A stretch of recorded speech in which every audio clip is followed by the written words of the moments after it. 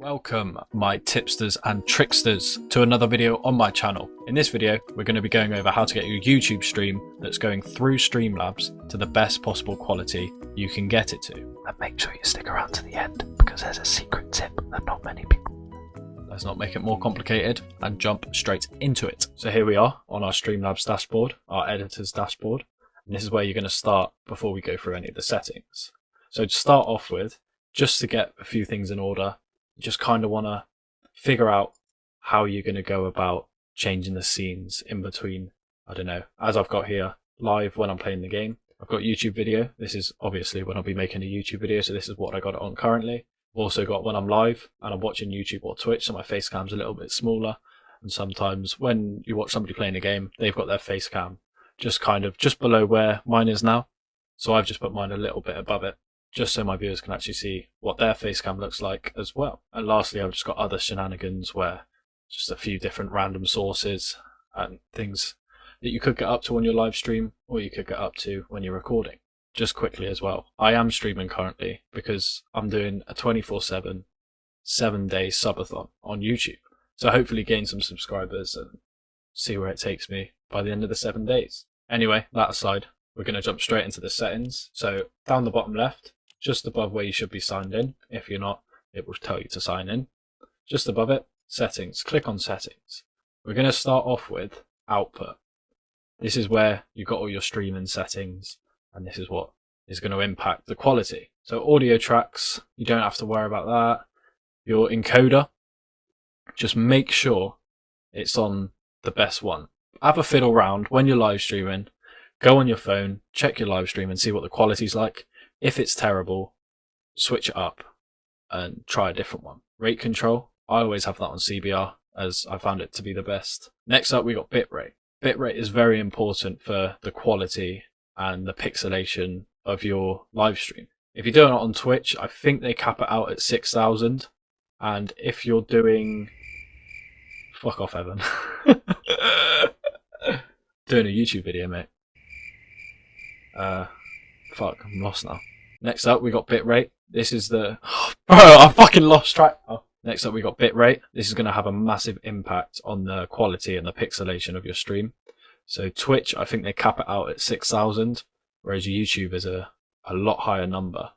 I usually like to sit mine around 6,000 to 8,000. This is obviously what I found best for my internet speeds, but it all depends on how well your internet is. I'm going to skip past a few of these settings as they're not too useful, and what they already are automatically by default, that should be fine how they are. 2 rows down from bitrate, we got preset. You want to have this on the best quality, but then again, if your stream is looking a bit iffy, then you can lower it, go to P6, go to P5, go to P4. Depends how good your internet is again. Tuning, high quality. Again, it's the same as every other setting, depends on how good your internet speed is. And then right down the bottom here, it should be this by default, but if it's not, change it to 0, your GPU on 0, and your max B frames on 2. Moving on from output, move down to audio, just on the left-hand side here. We start off here with sample rate. If you want the best, crisp, best quality audio, you want to have it on 48 kilohertz. If you do listen back to your stream and it doesn't sound amazing, maybe because you've got quite a very cheap microphone, then I'd put it on 44.1 kilohertz rather than 48. Channels, just keep that on stereo, that's what I find is best. Desktop audio, you want to keep that on default. It doesn't matter too much unless you've got 2 monitors and you just want to stick it to 1 monitor. Whereas I've got 2, so I've got LG and I've got S01. So I always just put it on default because depending which monitor I'm on, I kind of want the sound to be going through my screen, whatever it is. But if you want to change that, you can do it on this setting. And then onto the mic and auxiliary. Obviously, you select your microphone, the microphone you want to use.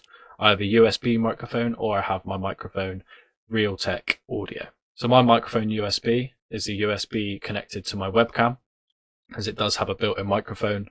So I've selected microphone Realtek Audio because that is my microphone that I use to talk in. And as you can see, these other ones are disabled. That's because I don't use any other input device for audio. Going from audio to video, just below it once again, you've got base canvas resolution. Make sure that is on 1920 by 1080. If it's not on 1920 by 1080, you might have some bad quality on your stream. Same with the output scaled resolution, 1920 by 1080. You definitely want them both on that, otherwise, like I say, the quality will not be amazing. Downscale filter, I recommend Lanczos. I don't actually know how to pronounce it. If you can read, that one there. Only because, as you can see, sharpens scaling.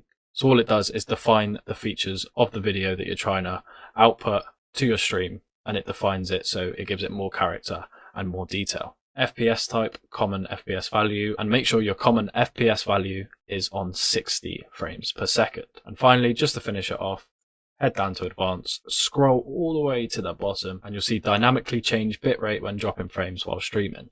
Turn that on, as it will not cause lag on your stream when your internet speeds are buffering a little bit. It just ensures that your stream plays fluidly and constantly.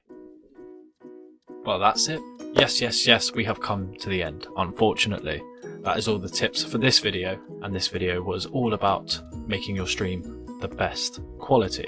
If you did find these tips useful, don't forget you can subscribe. It will help me and it will help you for more tips and tricks. You can leave a like if you enjoyed it, or dislike, I don't care. You can also leave a comment.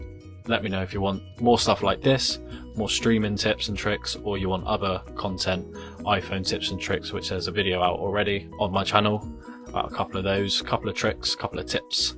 You know how it goes. Yeah, like I say, thank you very much for watching, and I'll see you in the next one. Peace.